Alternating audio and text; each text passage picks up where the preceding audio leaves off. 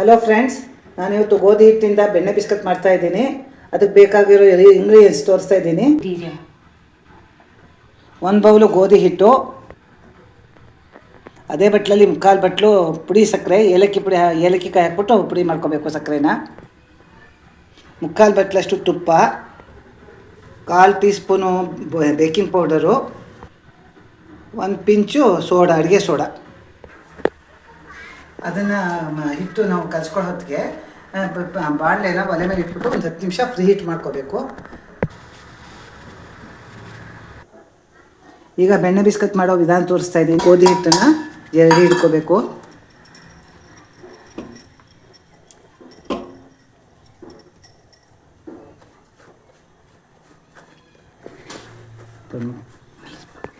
ಜರಡಿ ಹಿಡಿದಾಗಿದೆ.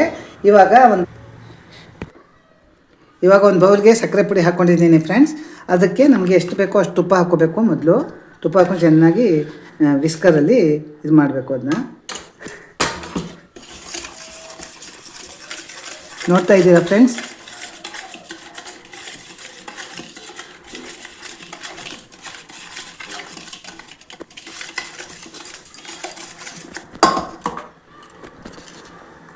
ನೋಡಿ ಫ್ರೆಂಡ್ಸ್, ಇನ್ನೂ ಒಂದು ಸ್ವಲ್ಪ ಸಕ್ಕರೆ ತುಪ್ಪ ಹಾಕೋತಾ ಇದ್ದೀನಿ. ಏನಾದ್ರು ಕಡಿಮೆ ಆಯಿತು ಅಂದ್ರೆ ಲಾಸ್ಟಲ್ಲಿ ಬೇಕಾದ್ರೂ ತುಪ್ಪ ಹಾಕ್ಕೋಬೋದು. ಒಂದು ಅಳತೆಯಲ್ಲಿ ಸುಮಾರು ಒಂದು ಮುಕ್ಕಾಲು ಬಟ್ಲಷ್ಟು ತುಪ್ಪ ಹಾಕ್ಕೊಂಡು ಕಲಿಸ್ತಾ ಇದ್ದೀನಿ.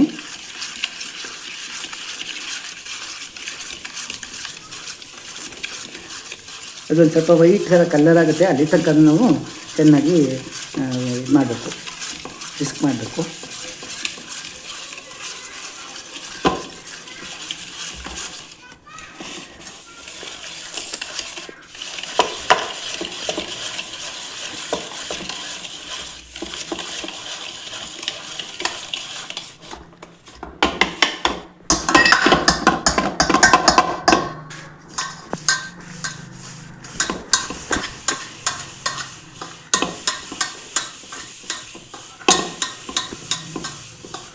ಹಂಗೆ ಮಾಡೋದು.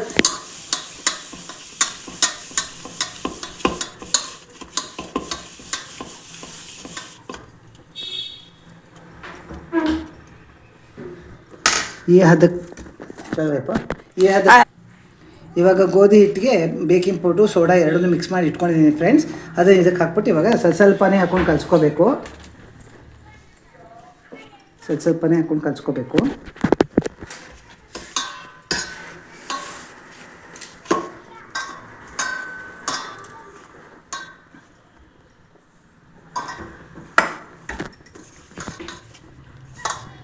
ತುಪ್ಪ ಸಾಕಾಗಿಲ್ಲ,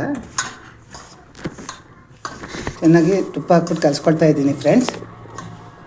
ನೋಡಿ, ಕ್ಲೀನಾಗಿ ಉಂಡೆ ಮಾಡ್ಕೋಬೇಕು. ಒಂದು ಸ್ವಲ್ಪನೂ ಇದಿಲ್ದಾಗೆ ಕ್ಲೀನಾಗಿ ಏನು ಚೆನ್ನಾಗಿ ಉಂಡೆ ಮಾಡ್ಕೋಬೇಕು ಫ್ರೆಂಡ್ಸ್. ಎಲ್ಲ ಕ್ಲೀನಾಗಿ ಕಲಿಸ್ಕೋಬೇಕು, ಒಂದು ಸ್ವಲ್ಪ ಇದಿಲ್ದಾಗೆ. ನೋಡಿ ಕಲಿಸ್ತಾ ಇದ್ದೀನಿ, ನೋಡ್ತಾ ಇದ್ದೀರಲ್ವ. ತುಂಬ ಈಸಿ, ಏನೂ ಕಷ್ಟ ಇಲ್ಲ. ಎಲ್ಲರನ್ನೂ ಒಂದೇ ಸಮ ಈ ಥರ ಉಂಡೆ ಮಾಡಿ ಇಟ್ಕೋಬೇಕು ಫ್ರೆಂಡ್ಸ್. ಆಮೇಲೆ ಸುಮ್ಮನೆ ಒಂಚೂರು ಈ ಥರ ಪ್ರೆಸ್ ಮಾಡಿಬಿಟ್ಟು ಅದರಲ್ಲಿ ಇಡಬೇಕು. ಪ್ರೀ ಹೀಟ್ ಮಾಡ್ಕೊಂಡಿದ್ದೀನಿ ಬಾಣಲೆನ, ಆವಾಗಲೇ ತೋರಿಸಿದ್ನಲ್ಲ, ಹೇಳಿದ್ದೀನಿ. ಇವಾಗ ಎಲ್ಲದನ್ನೂ ಒಂದಕ್ಕೊಂದಕ್ಕೆ ಸ್ಪೇಸ್ ಸ್ವಲ್ಪ ಬಿಟ್ಬಿಟ್ಟು, ಯಾಕೆಂದರೆ ಸ್ವಲ್ಪ ಉಬ್ಬುತ್ತೆ, ಒಂದಕ್ಕೊಂದು ಜಾಯಿಂಟ್ ಆಗಿಬಿಡುತ್ತೆ. ಅದನ್ನು ಸ್ವಲ್ಪ ದೂರಕ್ಕೆ ಇಟ್ಕೊಂಡು ಹೋಗಬೇಕು. ಈಗ ಇಟ್ಬಿಟ್ಟು ಒಂಚೂರು ಈ ಥರ ಪ್ರೆಸ್ ಮಾಡಿದಾಗೆ ಒಂಚೂರು ಬೇಕಾದ್ರೆ ಮಾಡಿಬಿಟ್ಟು ಮಾಡಿದ್ರೆ ಸ್ವಲ್ಪ ಚೆನ್ನಾಗಿ ಬರುತ್ತೆ. ನೋಡಿ ಈ ಥರ ಮಾಡ್ತಾಯಿದ್ದೀನಿ. ಇಲ್ಲಿ ನೋಡ್ತಾ ಇದ್ದೀರಾ ಫ್ರೆಂಡ್ಸ್.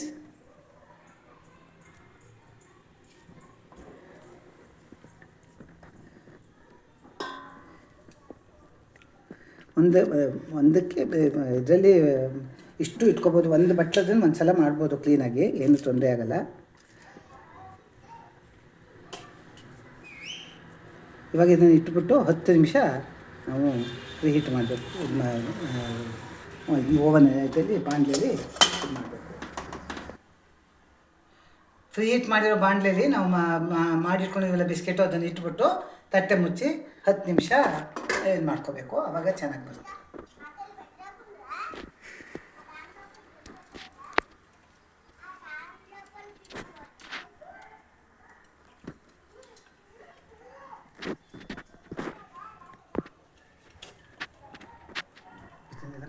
ನೋಡಿ ಫ್ರೆಂಡ್ಸ್, ಇವಾಗ ಆಗಿದೆ.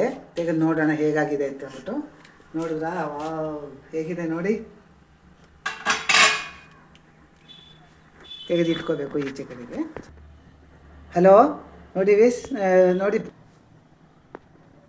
ಹಲೋ, ಇದು ಕೂಲ ಫ್ರೆಂಡ್ಸ್. ಇದು ಇವಾಗ ರೆಡಿಯಾಗಿದೆ.